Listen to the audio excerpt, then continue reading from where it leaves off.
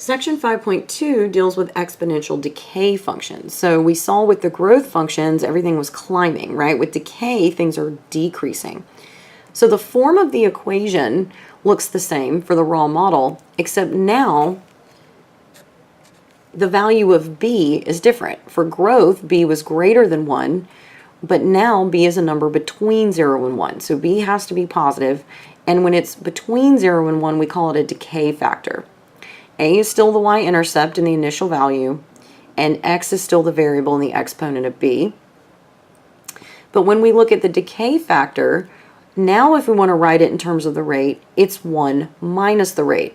So really it's technically 1 plus the rate, but when you're losing money, we really have negative rates. So that's why it looks like 1 minus r. So if we make the adjustment in our formula, we can see that we can replace b with 1 minus r. So just like before, depending on whether you're given the factor or you're given the rate, that will affect how we set up the problem.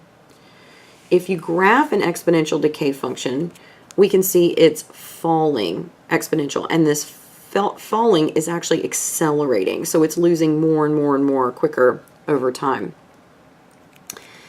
So example 6 says, we'll determine the model f of t for a substance that decays at 12% per hour and an initial value of 2,500.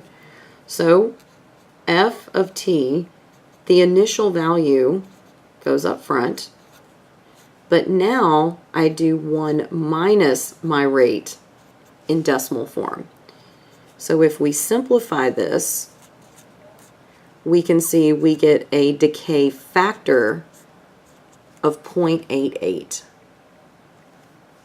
So here's with the rate, and here's the factor.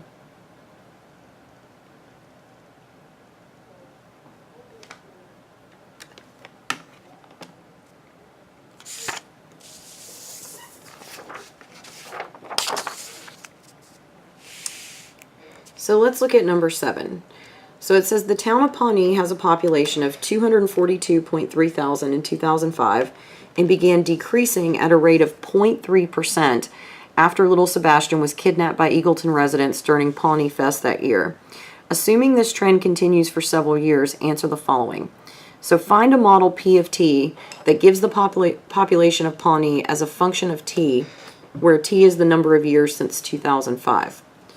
So if we create our model, the initial value was 242.3. The rate is 0.3%.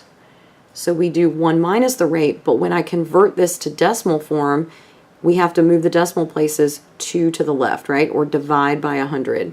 So this is actually 0.003 because it was less than a full percent. So there's my t. If I simplify this down, I can see that the decay factor is 0.997. So I just subtracted that from 1. Then it says predict when the population of Pawnee will fall below, or fall to, 236,000. So we want to know, when is this model equal to 236? So we'll do this in our calculators. So I'm going to go to my y equals, clear out my values, and I'm going to first put the model in. So 242.3 times 0.997 raised to the t. And then I'm going to set this second equation equal to 236. So I'm going to go to my window. We've got this going all the way out to 60. Let's just take it out about 10 years, see if that's far enough. And now I'm going to zoom fit. So I adjusted the x values and then the y values before I graph. So there's the population falling.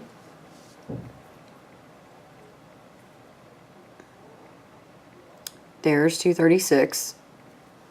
And so now I want to find the intersection of these two graphs.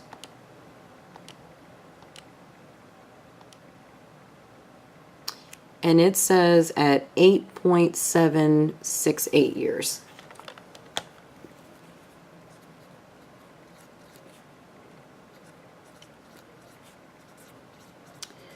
But notice here it said when. It didn't say how long. How long would just be the number of years, right? But it says when.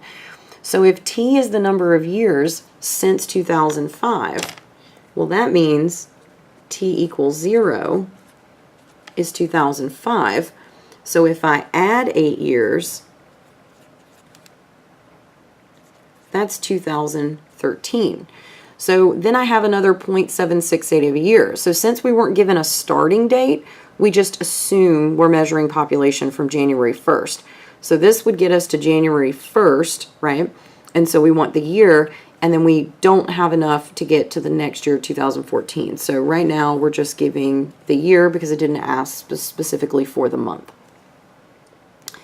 Predict the population of Pawnee in 2011. So 2011 is going to be 6 years later.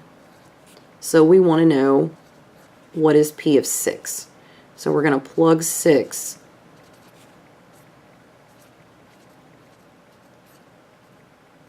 into our model. So we can actually do that right here in this screen. Okay, so this is a pretty cool trick.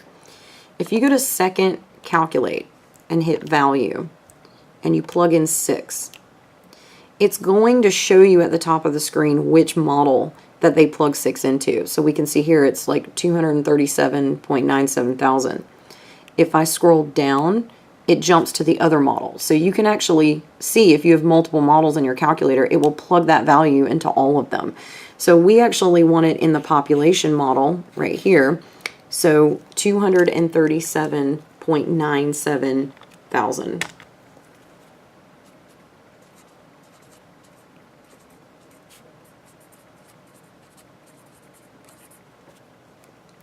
What is the annual decay factor? So the decay factor is when we've combined the two numbers. That's B. So B is 0.997, but notice it said annual decay factor. So this is where in questions like this, when they add a word in front of decay factor, if they just said the decay factor, we'd say 0.997. But this is where the units of time come in. So because time was measured in years, we just raise this to the 1. And so it does in fact work out to be 0.997. Then it says, well, what's the 10-year decay factor?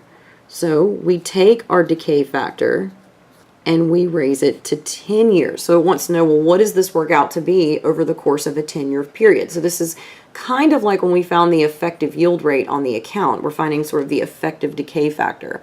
So if I go into my calculator, I do 0.997 raised to the 10, we get 0.9704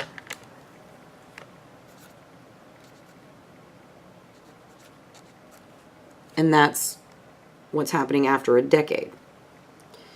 So it says, what's the 10-year growth rate and how do we interpret this value? So they want the rate, okay?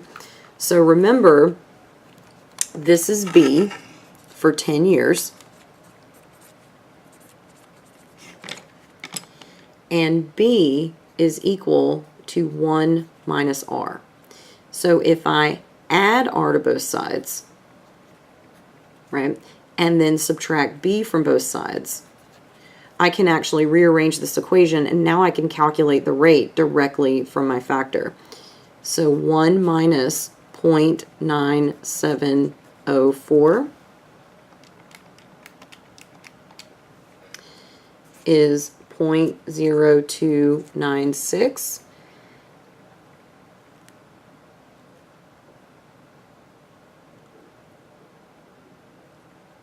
And so it's a decay rate, so this works out to be negative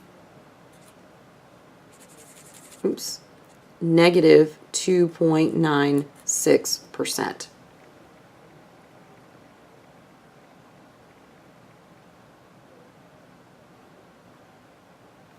So now I can say that this is there's a 2.96%